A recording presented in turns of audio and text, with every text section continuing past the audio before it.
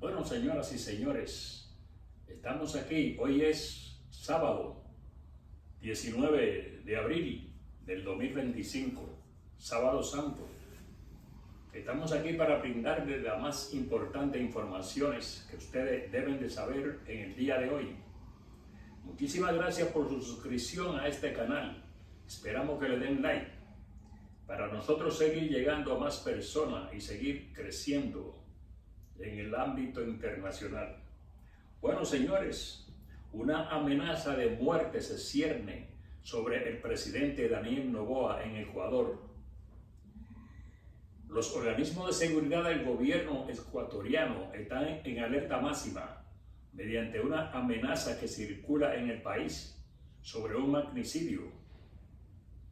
No se sabe la procedencia real, pero es de sabido que muchos grupos delincuentil están merodeando en Ecuador,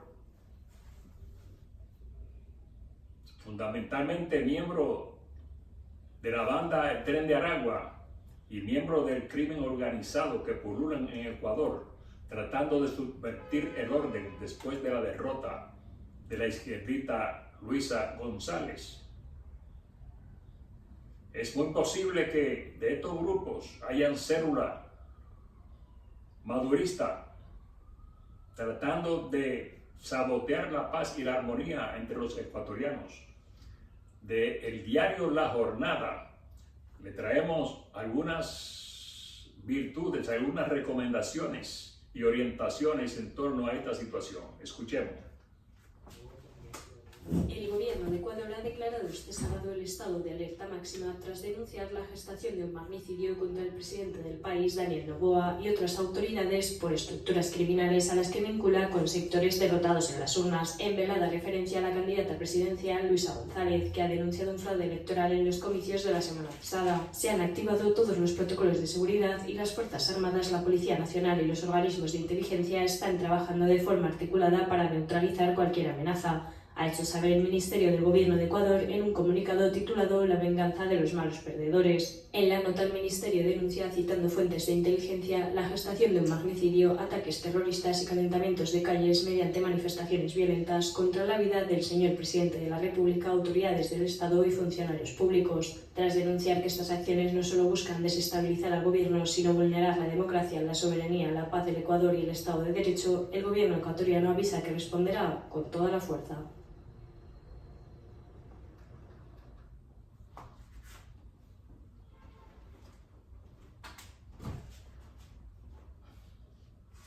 Bueno, señores, y así va la situación. Parece que los perdedores no quieren darse por vencidos y ahora pretenden producir un boicot, un baño de sangre en el Ecuador. El pueblo tiene que estar pendiente para defender la democracia de estos grupos de izquierdistas que se creen los dueños del mundo. Bueno, señores, y por otra parte, el migrante Óbrego García, que fue deportado a El Salvador por el gobierno norteamericano por un error administrativo, según lo confesara el mismo gobierno, al fin se reunió con el senador por Maryland, el señor Chris Van Hollen, que lo visitó en El Salvador y pudieron reunirse.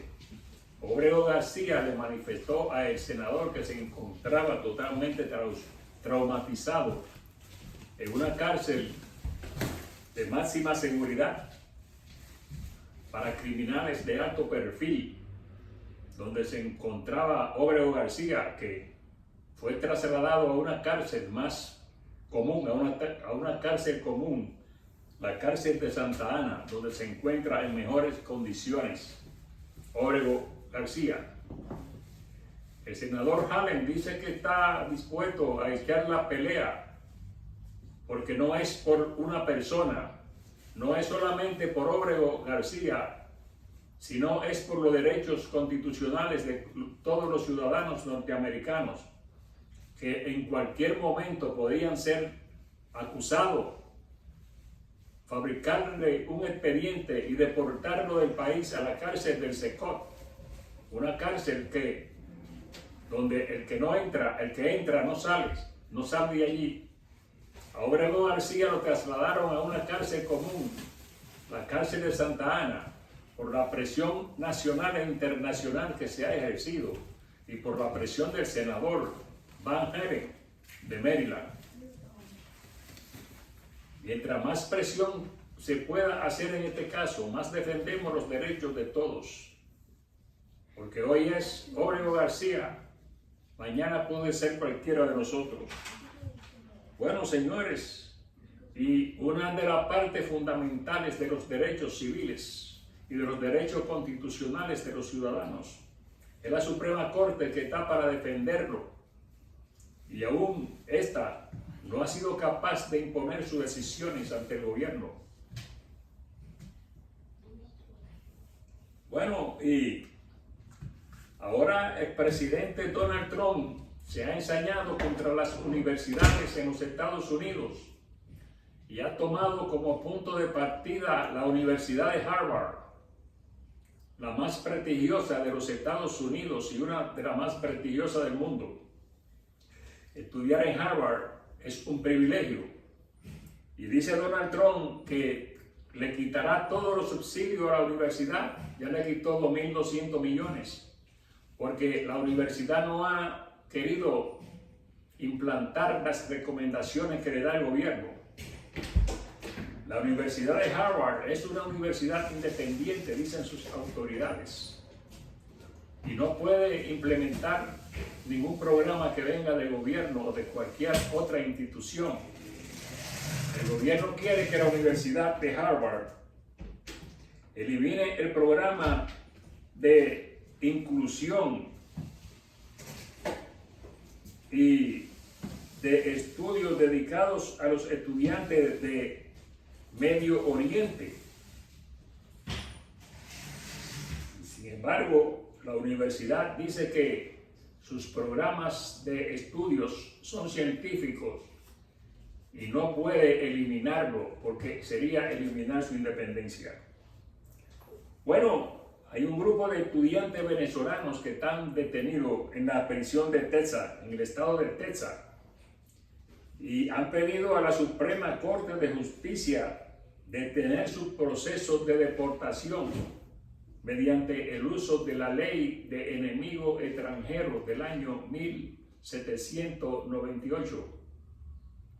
Estos migrantes venezolanos que están detenidos en la cárcel quieren que se use el debido proceso con ellos y se les dé la oportunidad que establece la Constitución de los Estados Unidos de poder pelear su caso ante un juez, y que sea un juez quien determine la situación de ellos.